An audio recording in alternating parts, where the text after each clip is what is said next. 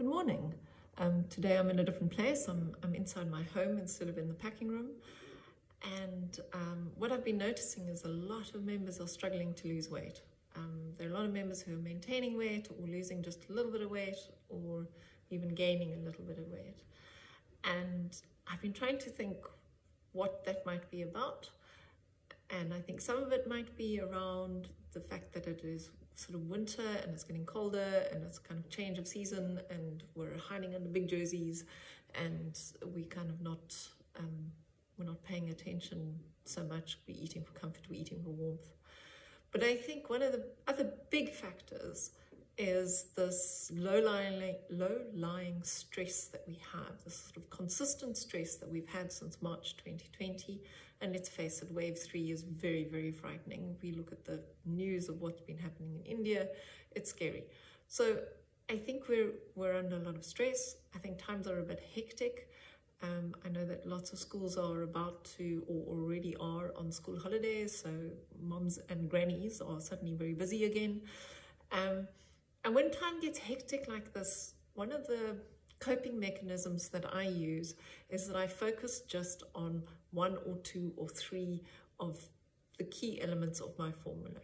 So as an example, and I speak about water a lot, the water is hugely important. So focus on drinking the water. Make sure you drink all the water and make sure you eat all your vegetables. That would be one way of doing it, because when you eat all your vegetables, actually you find that you automatically eat a little bit less of everything else. If you can not have carbs at night and just have vegetables at night so that you kind of do all your carbs earlier in the day, that's quite a nice way of doing it. Another thing you could try is all your dairy. Make sure you get all your dairy, particularly important for us women over our 50s. We really need that calcium. You must make sure you get all of your dairy in that. Another thing you can do is limit your fats. So you stick to the best fats and ideally have them raw. That's the best way of doing it. And what that means is that you do things like steam your vegetables and then put a little bit of olive oil and lemon with them. That's the Mediterranean way of doing it, and it's lovely.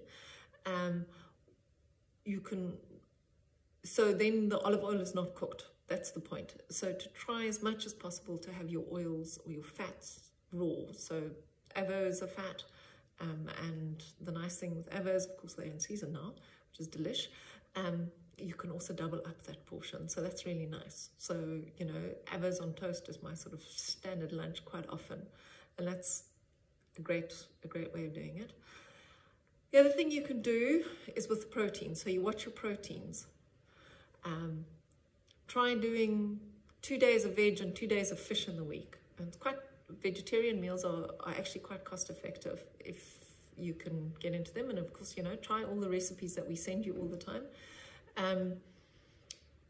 Stick to the best proteins. So even if you are in one of the later stages of the plan, stick to your best proteins as much as you can, and then count the carbs or limit the fats or make sure you do all your dairy. You know, just do 2 of these things.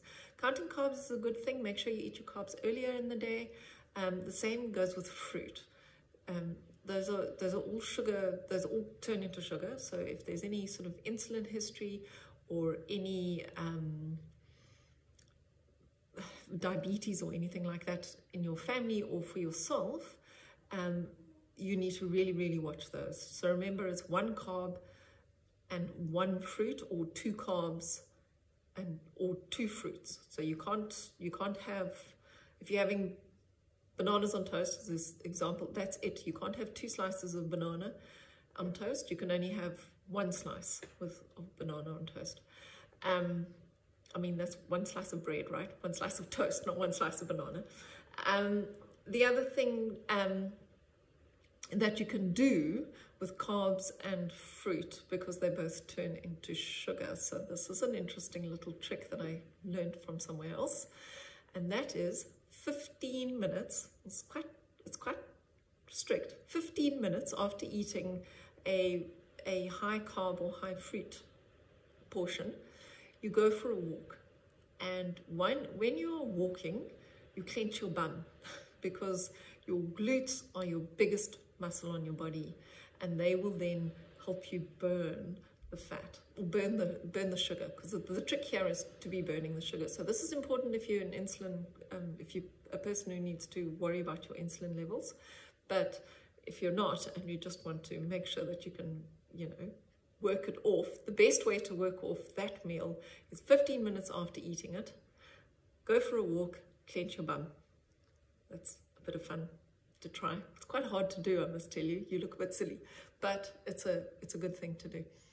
And that's it for this week. I'm sorry it's a little late. I should have sent it on Saturday, and I hope that next Saturday, well, this Saturday, I will be able to give you another little talk of something that you can try out as a change.